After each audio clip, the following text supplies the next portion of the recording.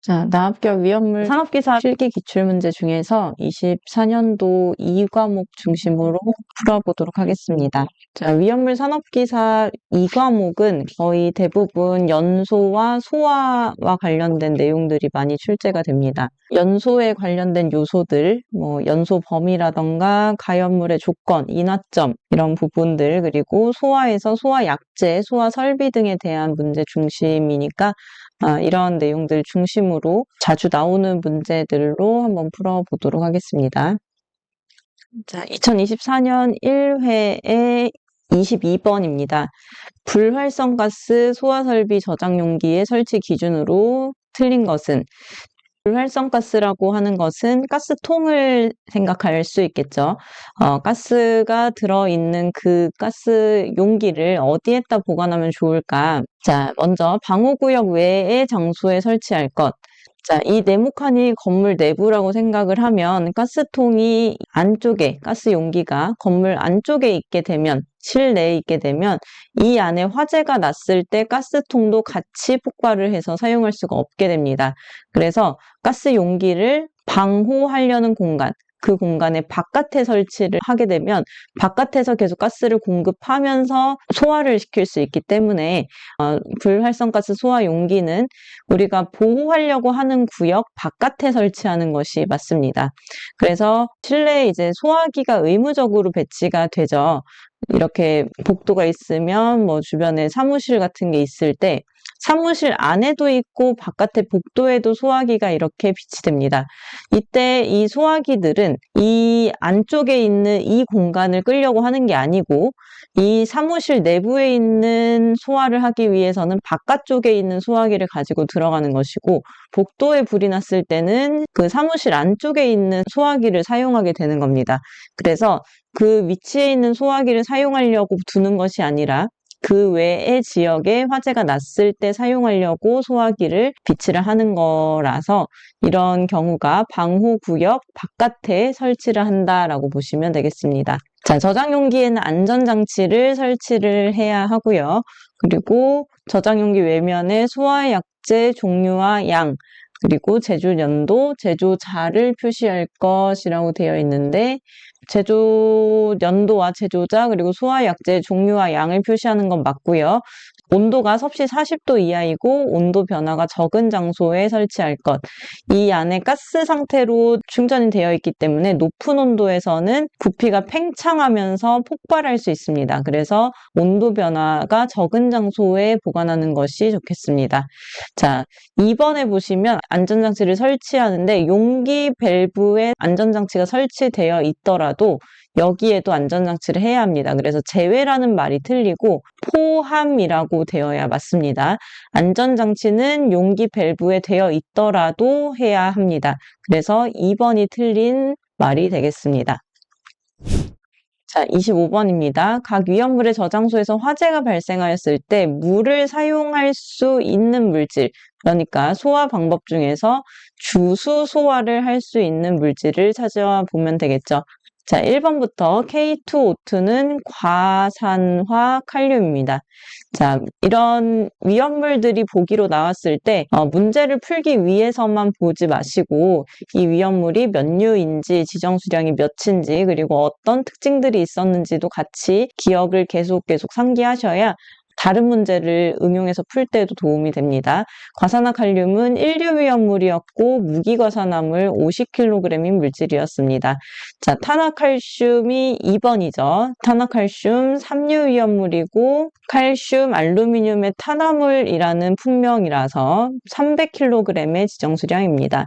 자, AL4C3는 마찬가지로 3류의 칼슘, 알루미늄의 탄화물에 해당하는 300kg인 물질, 탄화 알루미늄이죠. 자, P4는 3류의 황리입니다. 황리는 지정 수량이 20kg이 되죠. 자, 여기에서 인류 위험물 중에 무기과산화물의 경우에는 물이 닿았을 때 산소를 발생한다는 특징이 있었습니다. 자, 그리고 삼류의 대부분의 물질이 금수성 물질이라서 물에 닿았을 때 가연성 기체를 발생시킨다는 특징이 있는데, 탄화칼슘의 경우에는 물과 만나서 아세틸렌이 나오는 위험물이었고, 탄화칼슘은 물과 반응해서 메탄을 발생시키는 위험물이었습니다. 자, 이 황린의 경우에는 삼류 위험물이기는 하지만 금수성의 성질이 없습니다. 유일하게 삼류 중에서 금수성이 없는 물질이라서 화재가 발생했을 때 주수 소화가 가능한 삼류 위험물이 되겠습니다. 그래서 물을 사용하여 소화할 수 있는 것은 4번이 되겠죠. 자, 다음 27번입니다. 분말 소화기에 사용되는 분말 소화약제의 주성분이 아닌 것은, 자, 분말 소화약제에는 4가지 종류가 있습니다. 1종, 2종, 3종, 4종 이렇게 4가지 종류가 있는데, 우리 교재의 해설도 보시면 나오지만 분말 소화약제의 화학식, 이 종류별로 화학식과 분해식, 그리고 어떤 화재에 적응성이 있는지 적응 화재와 분말의 색상까지 꼭 암기를 하셔야 되는 내용입니다. 필기에뿐만 아니라 실기에서도 자주 출제가 되는 내용이라서 분말 소화약제의 종류 NaHCO3, KHCO3, NH4, H2, PO4, KHCO3인 2종 분말 소화약제에 요소가 포함된 이러한 물질은 4종 분말 소화약제입니다. 자, 그래서 이 1, 2, 3, 4종에 해당되지 않는 것을 찾아보면 NaHCO3는 1종 분말 소화약제이고요. 이번에 KHCO3는 2종 분말 소화약제, 3번은 3종 분말 소화약제가 되겠네요. NaOH는 분말 소화약제가 아니고 그냥 수산화나트륨이라는 화학 물질입니다. 자, 이 문제에서 이렇게 화학식만 보는 것이 아니라 해설을 통해서 분해했을 때 어떤 물질들이 생성되는지, 그리고 적응 화재도 이렇게 되어 있으니까 BC, BC, ABC가 어떠한 화재를 의미하는 것인지, 일반 화재, 유류 화재, 전기 화재, 금속 화재 이런 것들이 있었죠. 그리고 분말의 색상까지 같이 정리를 꼭 해두시기를 바랍니다. 자, 다음 31번에서 불활성가스 소화약제 중 IG541의 구성 성분이 아닌 것은 불활성의 성질이 있는 가스 3가지를 혼합해서 구성되어 있는 소화약제입니다. 순서대로 N2ArCO2가 불활성가스 소화약제를 구성하는 가스의 종류인데요. 이 3가지 가스 모두 다 활성이 없다. 그러니까 반응을 하지 않는다, 반응하지 않는 가스들입니다. 그래서 이 기체들의 비율에 따라서 100, 55, 541로 구분을 할 수 있겠죠. 자, 100은 N2가 1, 나머지는 0, 0의 비율로 들어있다는 뜻입니다. 즉, N2가 100% 있다는 뜻이고요. 55는 N2와 AR을 50대 50으로 혼합해서 만든 소화약제라는 뜻이라서 N2 50%, AR 50%가 있다는 뜻입니다. 541은 50대 40대 10%이면 좋겠지만 정확하게 비율은 52대 40대 8의 비율을 가진 소화약제입니다. 순서대로 N2ArCO2를 의미하는 비율이고요. 그래서 541에 구성하는 기체들은 N2ArCO2이므로 H2는 포함되지 않습니다. 불활성가스 소화약제, 여기 이 3가지 숫자 100, 541, 55에 더불어서 01도 한번 알아두시면 좋을 것 같아요. 자, 01의 경우에는 N2가 0, AR이 1이 들어있다는 뜻이라서 AR 100%인 소화약제다라고 보시면 되겠습니다. 자, 다음 34번입니다. 수성막포 소화약제를 수용성 알코올 화재 시 사용했을 때 소화 효과가 떨어집니다. 그 이유가 뭘까요? 자, 수성막포 소화약제는 계면활성제를 사용해서 그 유류 화재에 기름과 물을 잘 섞이게 하는 그런 막을 형성해서 기름 화재에 더 빠르게 소화할 수 있도록 만들어낸 약재입니다. 자, 유류화제에 사용하는 것이 수성막포 소화약재인데 알코올의 경우에는 사료 위험물에 해당하기는 하지만 이 위험물은 수용성입니다. 여기에서 얘기하는 유류화제라는 건 비수용성, 즉 우리가 일반적으로 알고 있는 물에 안 섞이는 기름을 얘기하는 거예요. 자, 이 기름이 아닌 물에 잘 섞이는 이러한 수용성 액체인 경우에는 우리가 세수하려고 클렌징 폼을 사용할 때 생각해 보시면 됩니다. 자, 우리가 어느 정도 클렌징 폼과 물을 적당량 섞으면 거품이 잘 나지만 거기에서 물이 조금이라도 더 들어가게 되면 그 거품이 쉽게 꺼지게 돼요. 자, 거품이 쉽게 사라지는 것을 소포성이라고 부릅니다. 소포성. 물의 성질을 더 많이 가지고 있는 물질은 기름에서 생각한 것보다 더 물이 많이 타지는, 많이 혼합되는 그런 효과를 낼 수 있기 때문에 수성막포 소화약제를 사용하게 되면 일반적으로 유류화제에 사용하는 그 비율보다 물이 더 많아지는 효과가 됩니다. 그래서 알코올은 수용성이므로 물에 잘 녹는 성질이므로 소포성을 가지게 됩니다. 그 약재에 물을 더 많이 타서 거품이 꺼지는 현상이 발생하므로 알코올 같은 경우에는 내알코올포 소화약제를 사용하거나 알코올형 포라고도 합니다. 둘이 같은 말이에요. 이제 문제마다 약간씩 다르게 말을 할 수도 있는데, 즉 수용성인 물질에 사용하는 포소화약제라고 볼 수 있겠습니다. 수용성인 물질들은 일반적인 포소화약제는 소포성이 강하다, 거품이 잘 꺼진다 라고 보시면 됩니다. 다음 38번입니다. 위험물을 보관하는 창고에 화재가 발생했을 때 물을 사용하면 소화 위험성이 커지는 물질, 즉 주수 금지를 해야 하는 위험물을 찾으면 되겠죠. 물을 사용하면 안 된다는 질식 소화를 할 수 있다가 아닙니다. 물을 사용할 수 없으면 주수 금지이고 질식 소화는 인화성인 이류와 사료에 사용하는 소화 방법입니다.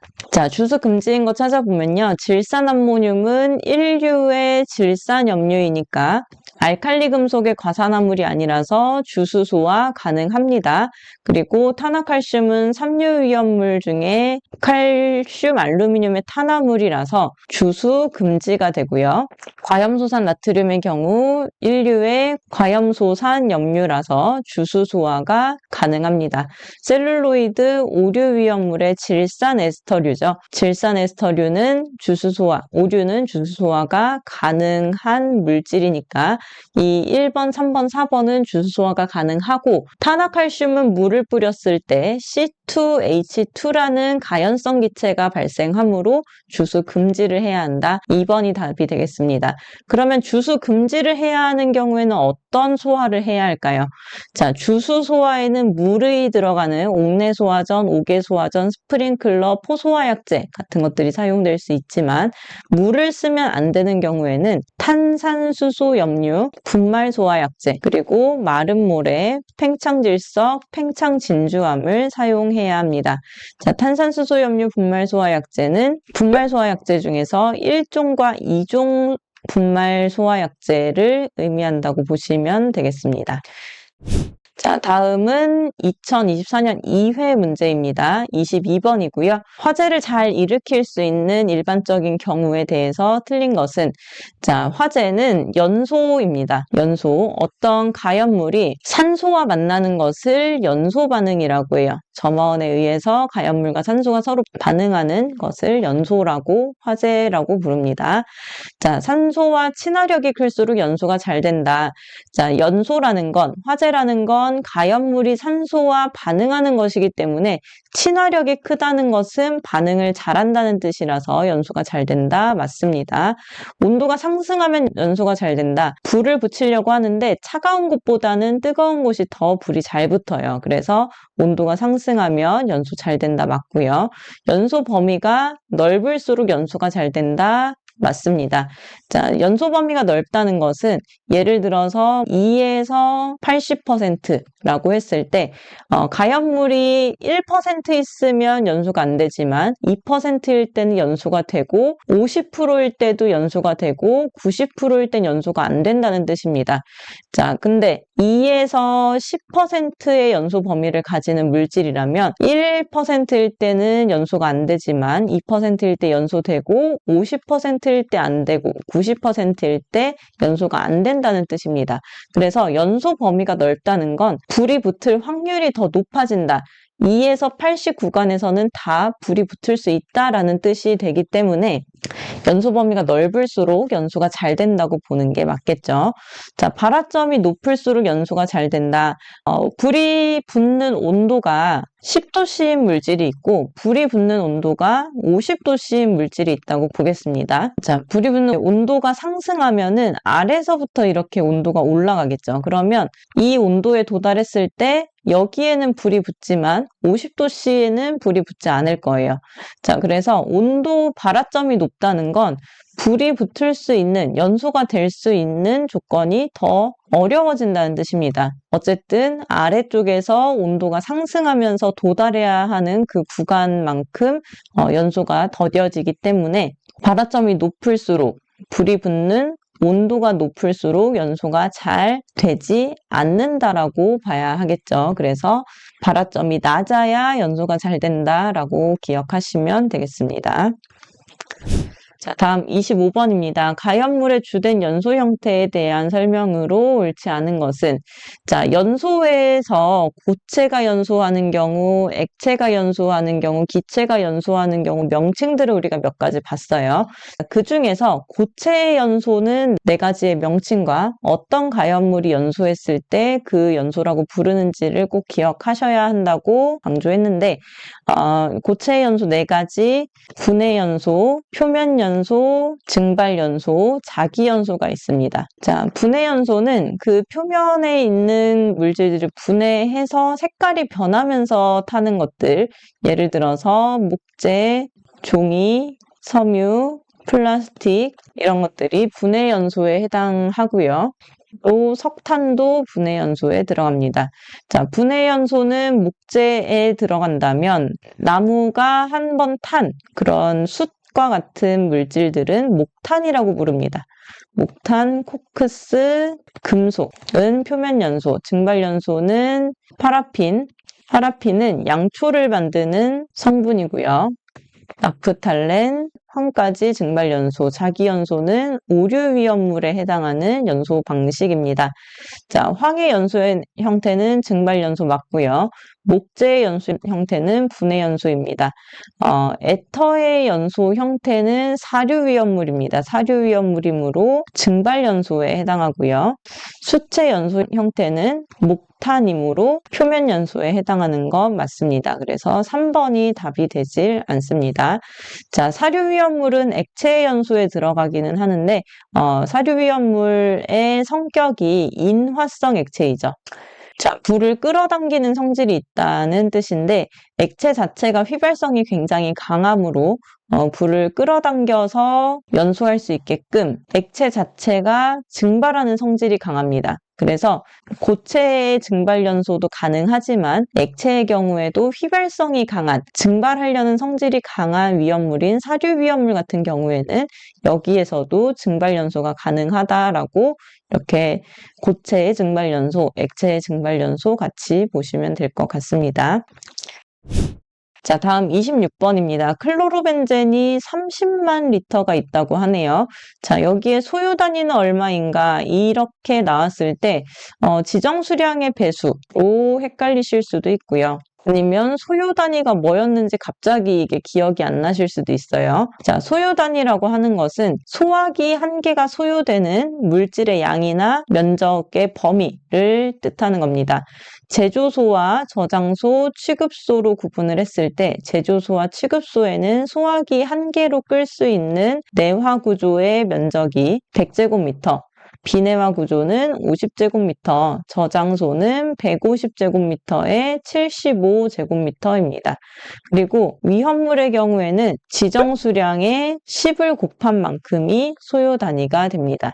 그래서 클로로벤젠은 제2석유류의 비수용성이므로 2000 등경 스틸크실 클로로의 1000리터가 되겠죠. 자, 이 1000리터의 10을 곱한 만큼이 1 소요 단위가 된다는 겁니다. 그러니까 1000에 10을 곱하면 만이 되겠죠. 자, 그래서 소요 단위를 구할 때는 지정 수량에다 10을 곱한 것에 물질에 주어진 양으로 계산을 해주면 되겠습니다. 자, 30만 리터를 1000 곱하기 10으로 나누어 주게 되면 30 소요 단위가 되겠죠. 그래서 지정 수량만 가지고 계산을 하는 것이 아니고 소요 단위에서는 지정 수량의 10을 곱한 것을 가지고 계산을 해야 된다는 점이 주의하실 부분입니다.